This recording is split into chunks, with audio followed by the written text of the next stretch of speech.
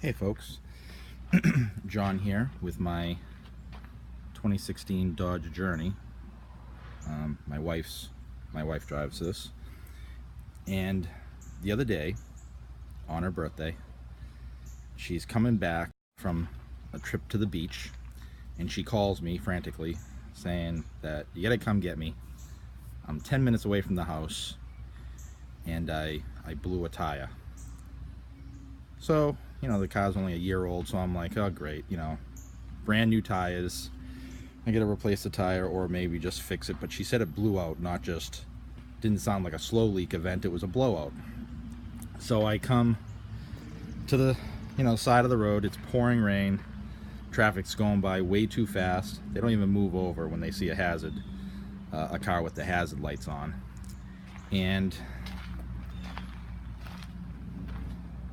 I find the vehicle. Now this rim was on the front of the car, and we had rotated the tires, so it went to the right rear position of the car.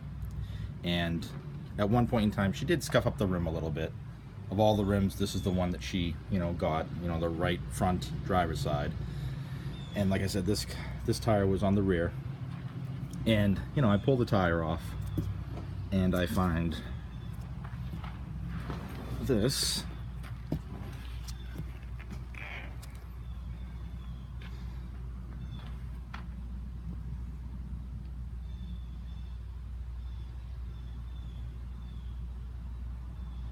Here it is. So the rim took a whack right there. You can see how it's a little out of shape there. So whatever she hit tore a hole through the tire and dented the rim.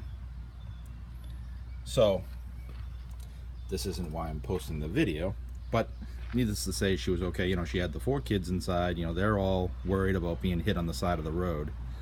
So I got there with my, Joe mechanic here. I'm like, I bring my truck there. I bring my, aluminum race jack, all my tools, because, I haven't done a tire on this journey, so I don't know what to expect.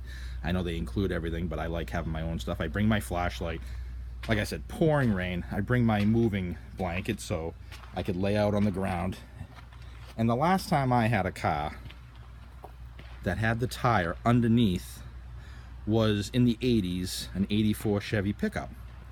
And, all I can remember is that. So I go under the car, and I'm beating the hell out of the freaking little spindle thing that's holding the tire up under the car.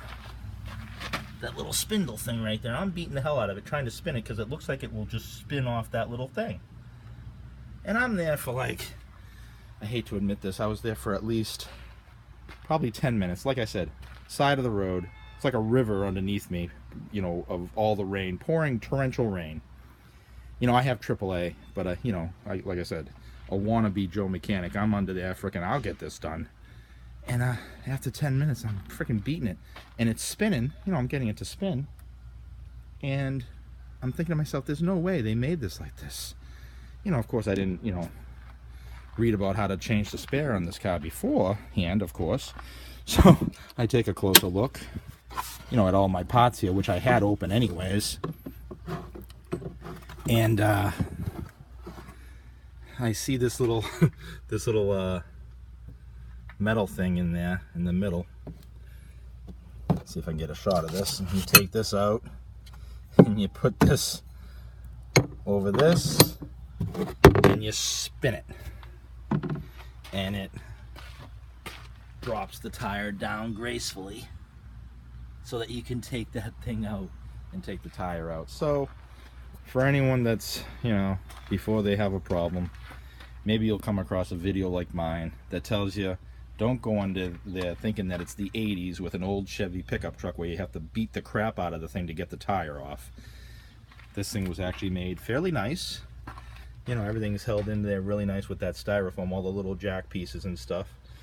And once I had the, and by this time, I was there for probably 15 minutes at this time, and the state troopers who, drive by, the guy stopped. I knew, I expected them to stop.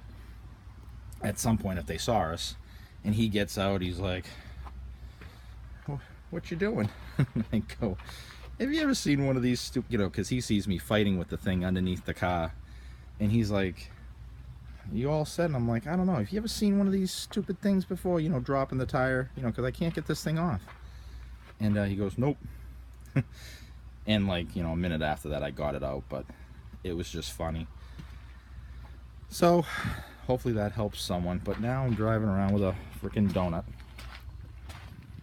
and the wife has taken the other car.